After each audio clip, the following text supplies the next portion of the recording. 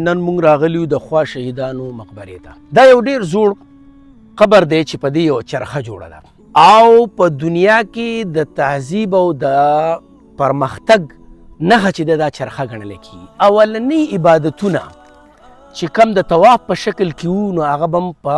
ګولایي کې وو او بیا دلته د دې سره دا پیټرن وګورئ د په هر په ډېرو کتبو دا دي په هغه ټایم کې دا چې ته رواج و.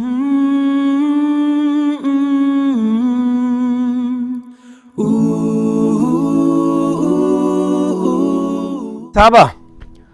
تا ته پته ده چې نن مونږ راغلیو د خوا شهیدانو مقبرې ته او دا یو ډېره غټه لویه هدیره ده خو په دې هدیره کې ډېر منفرد او ځانګړي قبرونه هم دي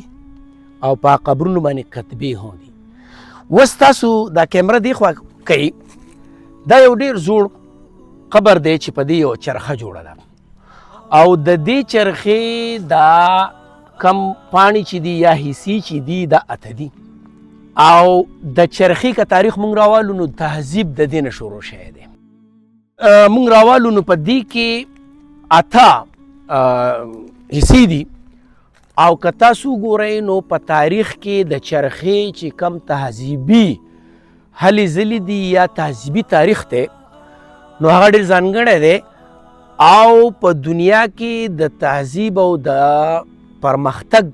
نښه چې دا چرخه ګڼل کېږي. چرخه چې ده بیا د اسمانونو او د ځمکې موږ وایو ځمکه ګول ده دنیا ګول ہے. داسې زموږ د کائنات چې دي دا په ډېرو کتابونو کې اوس دا رښتیا دي که دروغ دي خو دا د ګول دغه سره تعلق کېږي. چرخه بیا دا هم ده چې اولنی عبادتونه چې کم د طواف په شکل کې وو نو هغه به هم په ګولایي کې وو. نو پوخا با په ډېرو قامونو کې په ډېرو تهذیبونو کې په ډېرو مذهبونو کې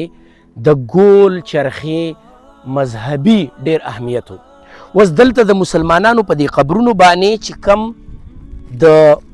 دیوال په شکل کې جوړ دي یو خو دا ډېر زیات زاړه دي او یو د دې کتبو دا انفرادیت چې دی که نه نو دا په بل ځای کې نشته او بیا دلته د دې سره دا پیټرن وګورئ د په هر په ډېرو کتبو دا دي په هغه ټایم کې دا چې ته رواج و چې د غر په شان یو دغه هم کړی دی نو دا نمایندګي کوي چې یاره زموږ دا ځای چې دی شین دی غر دی ښکلی دی او بیا مونږ دا دنیا چې دا ګول ده نو آخر یو ورځ به دې له واپس راځي مطلب چې د ځمکې نه ځي نو بیا به راځي.